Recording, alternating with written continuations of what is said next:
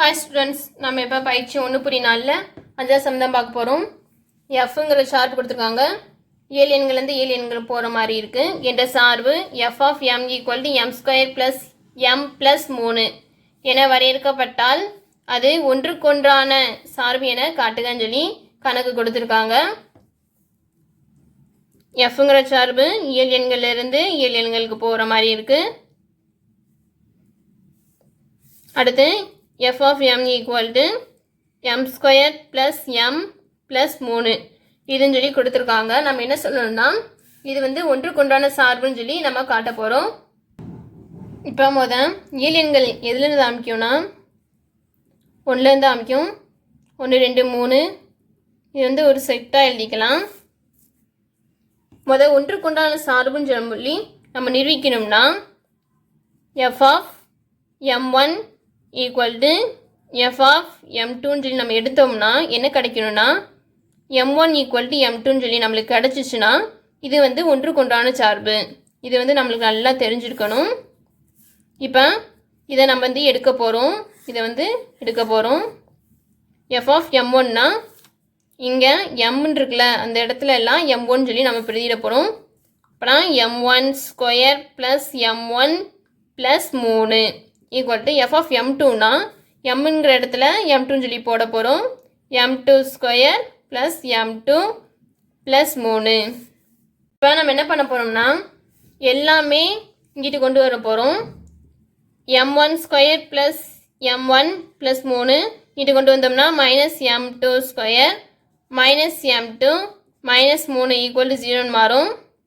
இதுவும் கேன்சல் ஆயிரும். மீதி m1 square plus m1 minus m2 square minus m2 இருக்கும் ஈக்குவல் டு 0.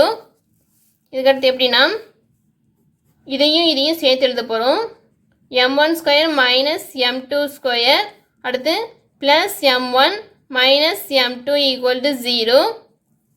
இந்த இது எப்படி இருக்குதுன்னா a square minus b square ஃபார்மில் இருக்குது. எப்படி எழுதிக்கலாம்னா a plus b into a minus பின்னு சொல்லி நம்ம எழுதிக்கலாம். இது நல்லா தெரிஞ்சுக்கணும் இந்த ஃபார்முலா. இது அப்படியே விரிச்சு எழுத போகிறோம்.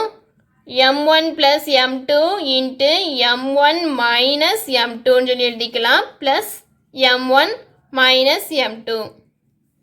இப்போ இதுலேயும் பாருங்கள் எது பொதுவாக இருக்குது. m1 மைனஸ் m2 தான் பொதுவாக இருக்குது.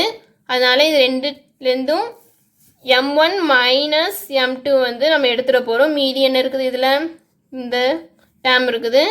m1 ப்ளஸ் m2 இங்கே இந்த ப்ளஸ் வந்து எழுதியாச்சு. இது எடுத்துட்டோம்னா மீதி 1 இருக்கும் ஈக்குவல் டு 0.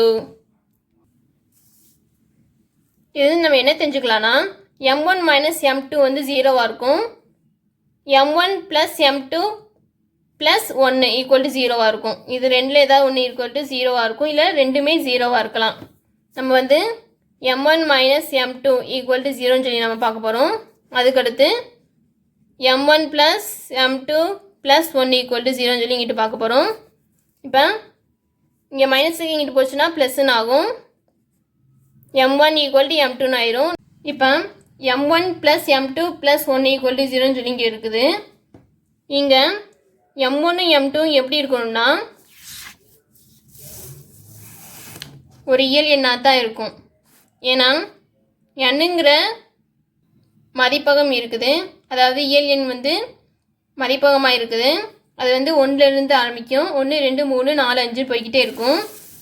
இப்போ ரெண்டு இயல் எண்கள் கூட்டி ப்ளஸ் 1 போட்டோம்னா 0 கிடைக்குமா? கிடைக்காது. இப்போ ரெண்டு இயல் எண்கள்னால் 1 போட்டுக்குருவோம், ப்ளஸ் இங்கே 3ன்னு போட்டுக்குருவோம், இங்கே ப்ளஸ் இங்கே இருக்கும் 1 அப்படி எழுதிக்கிடுவோம்.